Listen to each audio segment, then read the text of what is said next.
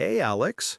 So I've heard you had a really wild topic for us today. Something about a lake? Oh, Casey, you know I always bring the good stuff. We're diving into Lake Lanier, which honestly has been on my list for ages. It's up in northern Georgia, and it looks beautiful, right? All sparkling water and recreation. But there's this whole undercurrent, this really somber history. Undercurrent, huh? That sounds ominous already. So what's the deal with it? Like, where did it even come from? Well, it's actually a reservoir, right? Built in the 50s by the U.S. Army Corps of Engineers. They dammed the Chattahoochee River basically to give Atlanta, which was just booming, hydroelectric power, flood control, and a water supply.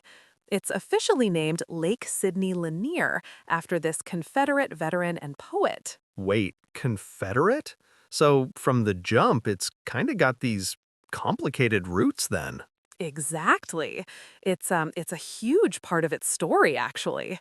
But that's just the surface, my friend. We haven't even gotten to what's under the surface yet. Okay, so spill it, Alex. What's under the surface? You're building up the suspense here. Right, right. So imagine this. It's the 1950s, huge project, Buford Dam. Groundbreaking was March 1950, finished in 57, full pool level by 58. This wasn't just like digging a hole. This was a massive, massive undertaking. They ended up displacing over 250 families. Think about that. Their homes gone, 15 businesses totally wiped out, and more than 50,000 acres of farmland flooded. Wow, that's a lot of lives just uprooted, and all through eminent domain, I'm assuming. Yeah, absolutely.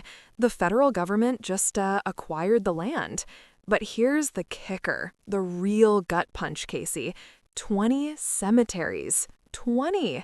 They said they relocated them, but there are so many stories, so many reports that some remains were reportedly left behind. Can you even imagine your ancestors just beneath the water? Oh man, that's really unsettling. So it's not just land, it's like ancestral resting places. That's heavy. And that leads us really to one of the most talked about stories about Lake Lanier, Oscarville. You've probably heard the rumors, right? Like it was a totally black town that was deliberately flooded. Yeah, I've definitely heard that circulating. Is that not true? Well, the truth is a bit more complex, and actually, in some ways, even more horrific. Oscarville itself was actually a predominantly white town, but the area, including Oscarville, was central to this really dark chapter of racial violence in Forsyth County back in 1912. 1912. So, way before the lake, then. What happened? Exactly. So there was this alleged assault of a white woman and the murder of another. And what followed, Casey, was just brutal white terrorism. Lynchings, forced expulsion, nearly 1,000 black residents were just driven from Forsyth County.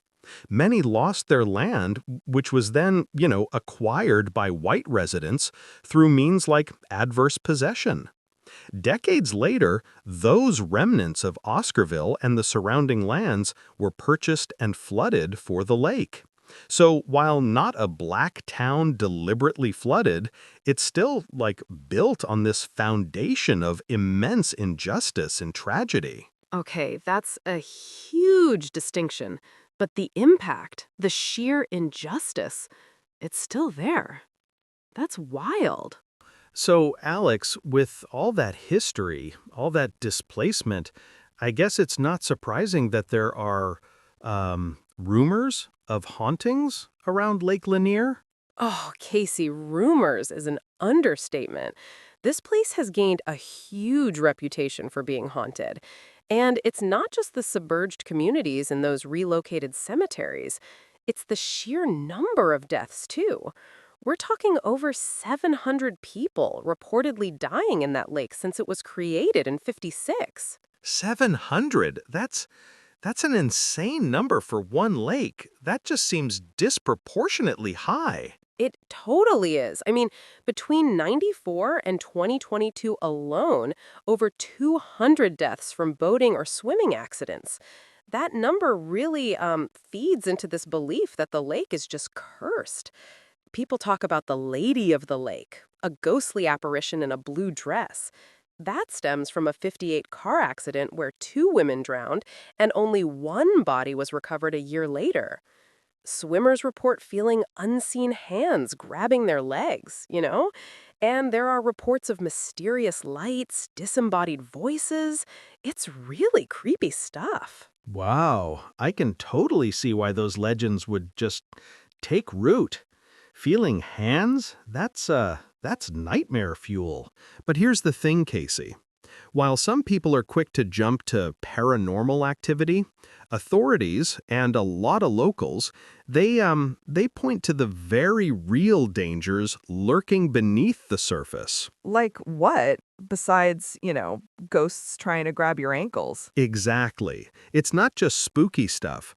We're talking submerged structures from those old towns, right? Houses, roads, even entire trees, some standing up to 20 meters tall.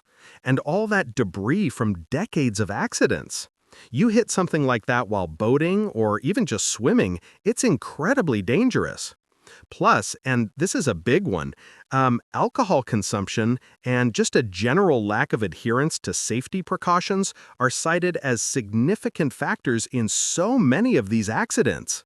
It's like a recipe for disaster when you combine all that with a murky, complex environment. So it's this really unsettling mix of like historical tragedy, paranormal lore, and then just actual very physical dangers. That's a lot to contend with. Yeah, it really is. And the thing is, all this, the historical context of racial displacement, the continued high death toll, it's led to a lot of ongoing discussions. People are really calling for greater awareness. Like, are people actually doing anything about it, or is it just like talk? Oh no, definitely action. For example, the Atlanta History Center just produced this incredible podcast called 1912, The Forsyth County Expulsion and Its Aftermath. It's trying to bridge that past and present, really explore the truths behind the myths. And there have been proposals to rename Lake Lanier entirely because of its namesake's Confederate ties. Oh, I can imagine that gets some pushback. Totally. It's met with a lot of pushback, yeah. But it's part of the conversation. And there's even a new docuseries, Surviving Lake Lanier, that explores its dark past and really intense near-death experiences of survivors. So it's not forgotten. It's a place where history, tragedy, and maybe a bit of the unknown just kind of converge. Wow, Alex. That's a really heavy but super important story. Thanks for bringing it to us.